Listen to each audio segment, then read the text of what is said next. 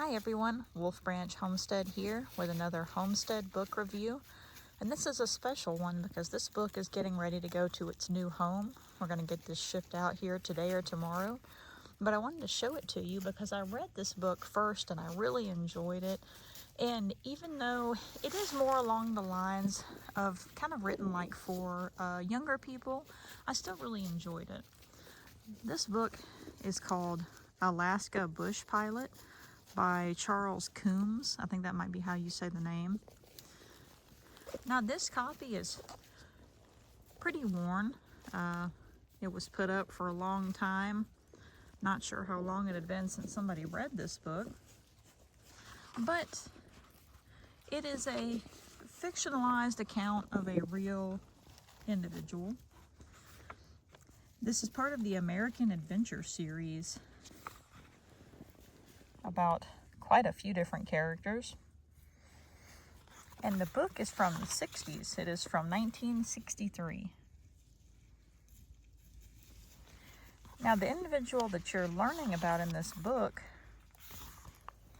now I'm not sure how to pronounce it. I think it's Eielson, Carl Ben Eielson. And it says, many years ago when aviation was still young, few people believed that the airplane was here to stay. The planes were covered with cloth and held together with baling wire. They were weak and flimsy craft, but the men who flew them were strong and brave. One of the bravest of these was Carl Ben Eielson. Not only did Ben fly these clumsy early-day airplanes, but he flew them in one of the most dangerous and untamed parts of the world, Alaska. Alaska Bush Pilot is the true story of Ben Eielson's exciting life as a pioneer flyer in the cold, stormy, and always treacherous land of the midnight sun. Now in the back of this book you can also see there's a place for pronunciation. There's how to pronounce his name there from Webster's dictionary. And even though it's written kind of like a fictional story, there's a lot of true parts about his life in here, from his early days to where he flew. And it's amazing to think of the kind of aircraft at the time that he was flying in Alaska. Now, it's been a little bit since I've read this book, so I'm just kind of go through some of the basics we see here in the book. Again, pretty worn down, but we've got 256 total pages. I'm trying to flip through here. So in the beginning, you're learning more about his history in flying, how he gets his start. You learn about him not only finally getting to fly, but how he still wanted to continue flying even after his time in the service. Doing kind of like what they call barnstorming. So they're doing, aviation shows where he's going around showing people all these crazy flying maneuvers that he's doing. And a lot of times he gets into some crazy situations, especially having aircraft destroyed. In some cases, sorry, I had a message pop up there. And he has such bad luck with this over and over, but he eventually brainstorms taking his flying to Alaska. And what he's doing when he gets there is delivering mail. It talks about when he first gets into Alaska. I'm trying to find where we kind of talk about where he first gets there, or his idea rather. There's a part in here that I find really funny. I think we're actually on to that right now. Let's see.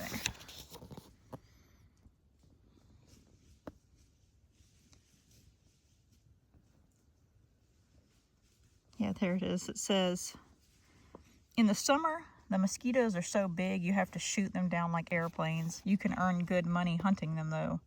Earn money hunting mosquitoes? Ben asked. Sure, the railroad company will buy all the stingers you can bring them.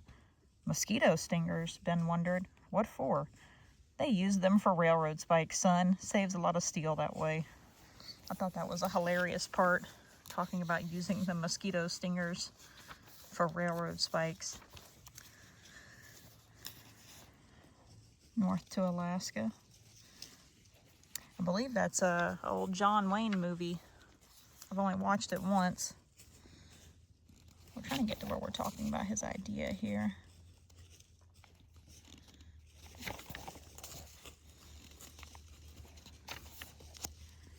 Here comes Daddy Goat. He's behind me. They're out wandering around, trying to keep an eye on them too while they're eating.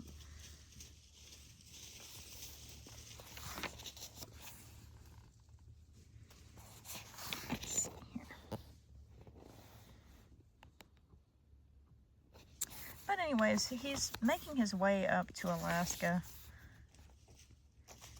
to go. And I think, from what I remember, he might end up teaching in the beginning. I might be wrong. Again, it's been a little bit since I've read the book. I've been reading a lot in between there. But I think he starts off teaching at first. And here it's talking about where he's telling them about his barnstorming adventures. It might work if you could get an airplane up here. More than one pilot has crashed trying to get this far north. Basically, at the time when he first goes up here, traveling around in this part is so difficult. And he really, let's see, I think he actually starts teaching people how to fly while he's up there as well. And there's a lot in here. Again, you know, it's kind of like a fictionalized young adult style story, but there's a lot of his real history in here, the things that he does. You know, we can't be sure of conversations that are happening here, but we know these situations. And I won't spoil too much for you, but there's a lot of adventures that he goes on, really pushing the boundaries of flying at this time. And especially there towards the end where he's trying to help people with his flying, you know, carrying things back and forth. And it's also very interesting to read, knowing that in these conditions they're flying in, how cold it is, how they're having to prepare the airplane. And I mean, it's incredible how many times he survives through some very harrowing ordeals while he's flying. And, you know, again, I don't want to spoil too much. I want to leave it up to you to read. But I think if you want to read more about Alaska, maybe you enjoy flying, especially like reading about old planes. A lot of the time they were mentioning planes in this book. I was going and looking them up and saying to myself, sorry about that starting over here, but I was just saying that going through this book, when they're telling you about the different planes that he's flying, I actually found it pretty interesting. I'm not a real big aviation buff, but I did want to see what they look like, the planes that he was handling and flying, and the things that they were talking about, the different parts of the aircraft. And I looked up these planes and was just fascinated that this was what he was flying in this kind of environment. It was just crazy to me.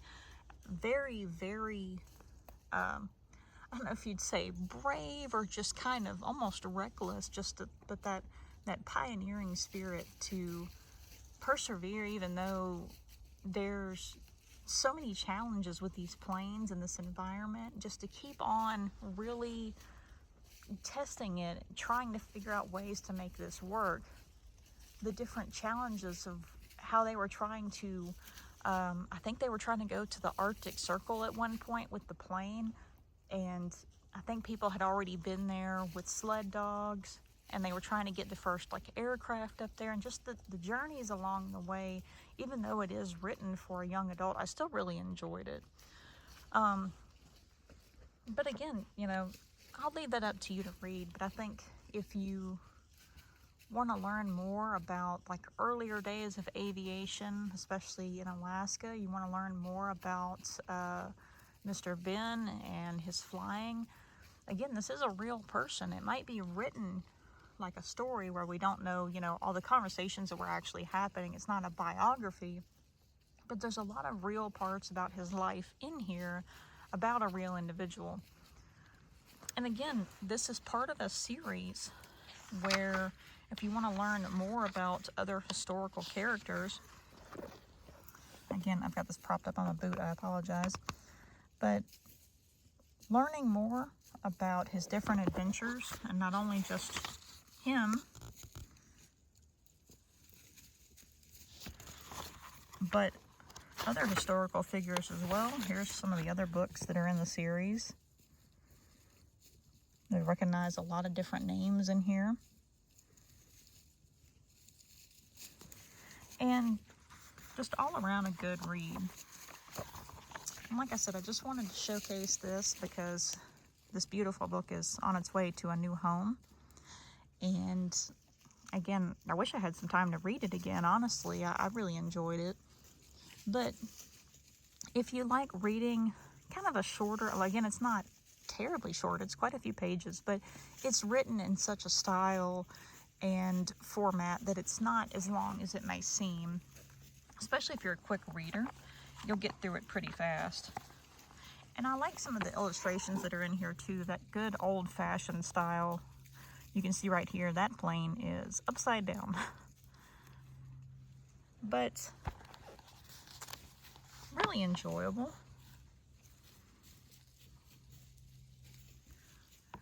I'm not sure if they have any modern copies available of this book, as it was from the 60s, so I'm not sure if they reprinted it or not. But maybe this will encourage you to learn more about the individual who is the historical figure in the book. Learn more about what he accomplished, what kind of planes he flew, the areas he flew in. But if you plan on ever reading this, don't spoil it for yourself. Make sure that you try to read the book first if you really want to. Try to find a copy, or maybe find it online and read it for yourself first, and don't spoil it by looking up more about the history. But if you're unable to find a copy of the book or find anywhere to read it, just check out more about his life. Again, very, very interesting. And you're also, as you're reading along, you're learning about the different areas that he's at in Alaska. You're learning about the different planes that he flew. Again, I found it very helpful when I was reading about these planes to look them up and see what they look like, what he was flying, to see how different they are from modern planes, and try to imagine these harsh conditions in which he was flying with a plane that looked like that. It just is incredible to me. But that's it for now. We're going to make this a short video, but again, this book is called Alaska Bush Pilot by Charles Coombs. I think that's how you pronounce the name. I'm sorry if it's not correct. I'm just looking at how it's spelled out there. But an incredible book about a pioneering spirit in aviation, specifically far north. We hope that maybe you'll get a chance to read it for yourself. And we also hope that the new home that this is going to, that they'll enjoy reading it too. We hope you all have a wonderful day. Thanks for listening in. There goes a woodpecker flying by. And until the next video, live stream, or book review, take care.